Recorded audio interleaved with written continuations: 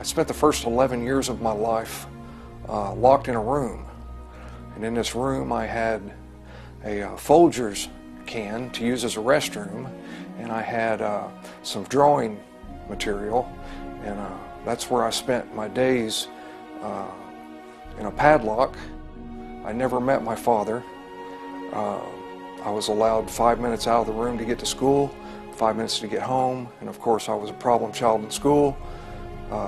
My stepdad would come in periodically and dish out some punishment as my mother would see fit. And at 5 or 6, I was taken out on West Street, which is in McAllister, and it's a curved street that goes by the walls. And for a period of about a year, my stepdad would take me out on the weekend and show me the penitentiary and tell me that I was a worthless piece of crap. And that's where I'd be going. And so that was the beginning of me believing who I was, and it's what I stood on for many years to come. At the age of 11, my stepdad came into the room. I heard the door being unlocked, and I knew what was coming. I met him at the door, and I hit him first. The next day, I was sent to the Baptist Boys Ranch, and for the next 7 years, I was in various institutions in Oklahoma. The building was on worthlessness, that I was worthless, and I tried to make that known. I would break any law I could find. I would run away, I would steal, I would cheat, I'd lie. Right before I turned 18, they allowed me out on my own. After many different places that I had visited, they let me out on my own, and within a month I had robbed a Pizza Hut at knife point. My mother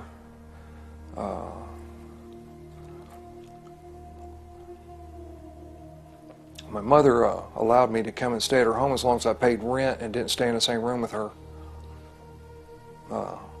That lasted for a couple of months, and I ended up elsewhere. And I didn't make a penitentiary as early as my stepdad said I would. I was actually there when I was 19, and it was off of some people beating some people down, and I broke into a car and stole a gun and commenced to shoot at folks. And anyway, I come out of the McAllister when I was 20.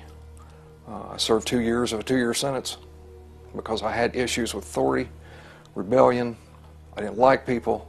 I couldn't stand people. I had no social skills whatsoever. I did not know how to speak to people. I did not know how to interact with people. I had never been told or shown. I didn't know what love meant. I had no idea.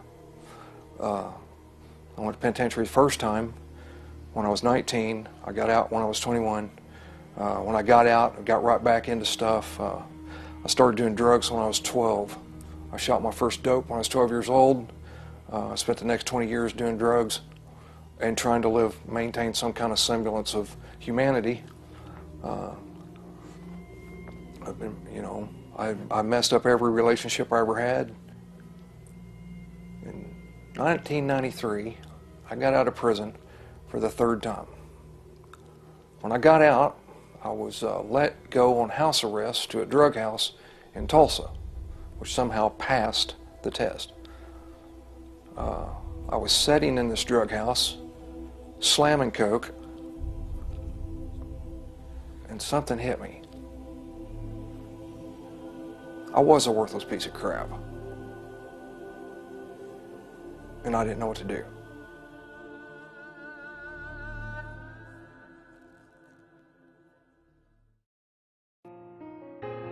I had never heard anything about Jesus or God, or that was not part of the program.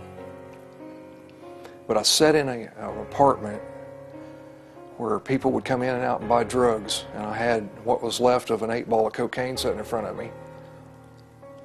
And I yelled out, and I don't know who I was talking to, and I said, if somebody will help me and get this off me, I will live for you like I live for it. Don't know how to explain it. 20 years I'd done drugs. 20 years I didn't know nothing about how to treat a person. And in the midst of that drug house, in the midst of that apartment with people coming in and out, shooting dope in both bathrooms, I quit. I'd been through every program. State had run me through AAA, AA, NA. Nothing had worked. I hated people. But in the midst of this room, I screamed out, "If you'll help me." And somebody helped me. Today I know who helped me. And I know who was with me the whole time growing up, when I was having wrecks, when I was doing all those different things, when I was in the midst of robbing people, when I could have been killed, when I know somebody was there now. And so when I yelled out, "Save me," not knowing who I was talking to, all alone, people would come by, walk by me in this same drug house and go, "You want some? It's good. It's the best we've had." And I was able to sit there and say no. All this came by reason of one thing. When I got out of prison the third time, my second wife had left me. I had nothing. I had no family. My mother was killed, and I had been questioned for that years ago.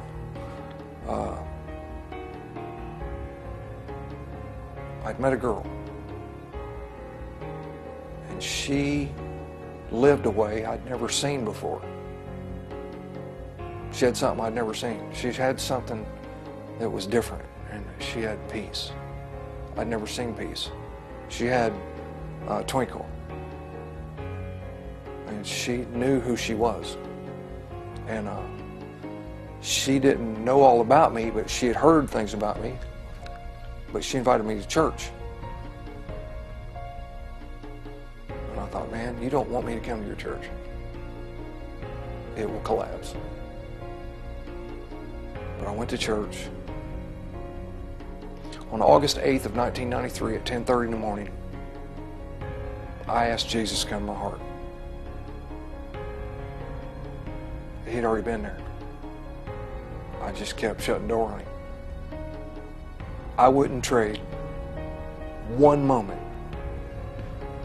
of the life I had before, the 32 years of all the evil things that I did and the bad things that I did that I called fun.